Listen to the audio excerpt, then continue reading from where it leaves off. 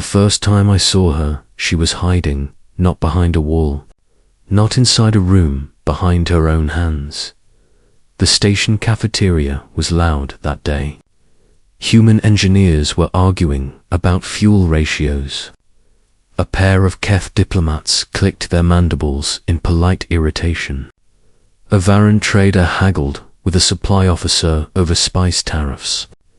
It was the usual chaos of outpost harmony, humanity's proud experiment in interstellar cooperation, and in the far corner, at the smallest table, sat the newest alien delegate. Her name was Lothari of the Solari. She kept her face covered. The Solari were new to the galactic community. They came from a high-gravity ocean world with thick blue clouds and shallow crystal seas. Their species had only achieved faster than light travel 8 cycles ago. Humanity had achieved it 40 years ago. Compared to the old empires, we were still children. Compared to the Solari, we were ancient. I carried my tray across the cafeteria and ignored the curious looks from the other diplomats. The Solari had a reputation already. Not violent, not hostile, just painfully shy. As I approached her table, I could see her slender fingers trembling. Her skin shimmered faintly like pearl under water. A soft silver glow pulsed beneath her surface. I had seen their species file. They were partially bioluminescent. Their glow changed with emotion. Right now, it flickered unevenly. Nervous, I set my tray down across from her. "May I sit here?" She did not move her hands. Her voice came out soft and musical, filtered through the gaps between her fingers. "Yes." I sat for a moment. We just listened to the noise of the cafeteria. Then I said, "I am Captain Erenvale, Human Diplomatic Corps." "I know," she whispered. "You greeted our vessel." "That I did." Silence again. Her glow dimmed further. Finally, she spoke. "I apologize." "For what?" For my appearance." I blinked. She pressed her hands tighter against her face. "I understand human aesthetic preferences differ. The records show humans prefer symmetry, smooth skin, stable coloration. The Solari possess none of these." Her glow rippled in a wave of dull violet. I did not wish to cause discomfort. It took me a second to understand. Then it took effort not to laugh. Not at her. Never at her. Just at the absurd tragedy of it. "Lothari," I said gently, "why do you think you caused discomfort?" She hesitated. "When I first exited our vessel, several humans stared. That is because we have never seen a Solari in person before. They whispered. We whisper about everything." Her glow flickered. "Uncertainly, you did not recoil," she said slowly. "Should I have? My facial structure is asymmetrical. My dermal surface shifts in pattern. My ocular clusters are not forward-facing. On Solari Prime, these traits are common. In galactic media archives, they are categorized as unsettling." I leaned forward slightly. "May I see your face?" Her entire body stilled. For a long moment, she did not move. Then, slowly, she lowered her hands. The cafeteria noise faded in my awareness. She was unlike anything I had seen. Her face was a flowing arrangement of gentle curves and luminous lines. Her eyes were set at slight angles, 3 on one side and 2 on the other, each glowing with soft blue light. Fine ridges ran along her cheek, structures like delicate coral formations. Her skin shimmered in shifting patterns of pale silver and lavender. She looked like living starlight underwater. She looked fragile. She looked afraid. "I am aware," she said quietly. that my proportions do not align with human standards. I met her gaze. "You are very beautiful." The words came out simple, clear, honest. Her glow froze, then it flared bright silver. "You are performing diplomatic reassurance," she said cautiously. "No," I shook my head. "I have seen beauty on earth, mountains at sunrise, cities lit at night, art that makes grown people cry. You remind me of all of that." Her breathing quickened. "That is statistically improbable." I smiled. "Humans are statistically improbable."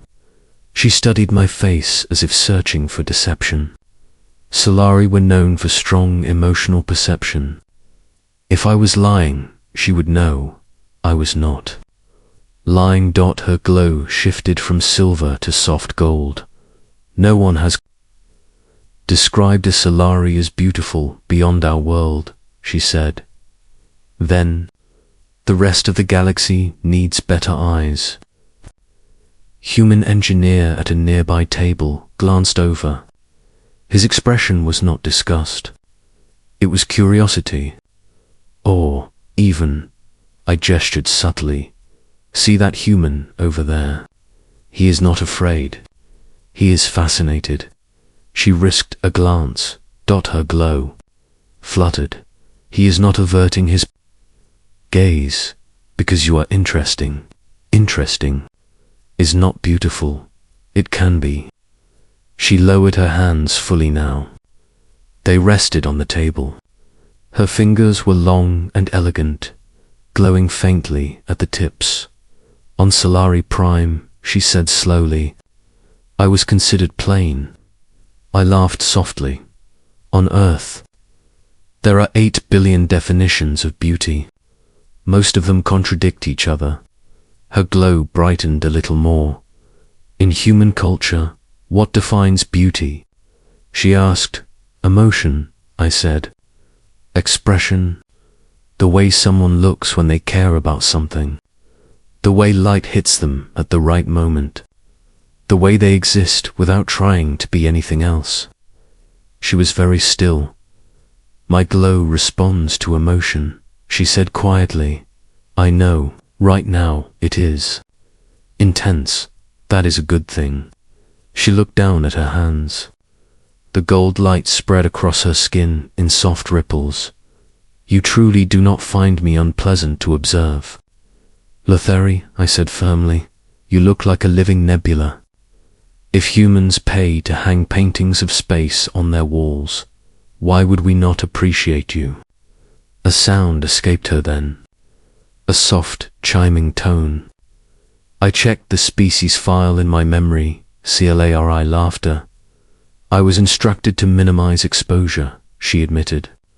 "To keep my face covered to ease diplomatic integration." "Who instructed you?" "Our Cultural Adaptation Council."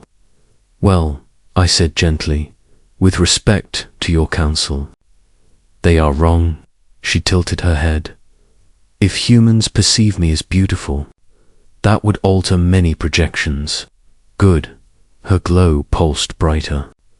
Other humans were definitely staring now. Not with fear.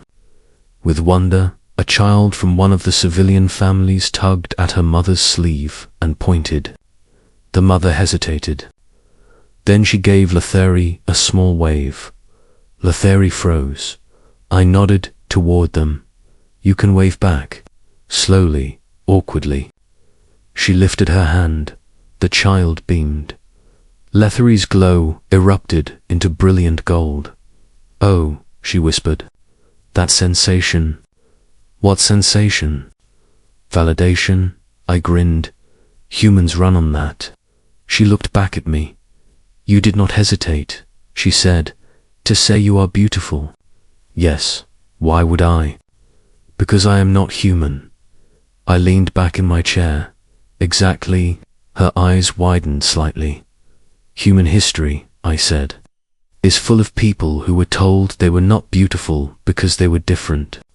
We learned, slowly, painfully, but we learned." She studied me in silence. Then she said, on Solari Prime, many conceal their glow if it fluctuates too much. It is considered unstable. On Earth, I said, we call that passion. Her glow flared again. You are redefining my self-perception in real time, she said softly. Good, keep the update. She made that chiming sound again, around us. The cafeteria noise resumed its place in my awareness. But something had shifted. The whispers were softer now. Curious, not cruel. Straightened her posture. I will attend the diplomatic assembly without covering my face, she said. That sounds like a solid plan. She looked at me for a long moment. Captain Vale, she said, on behalf of the Solari delegation. I thank you. You are welcome. For the compliment. It was not a compliment. She tilted her head. Again, it was an observation.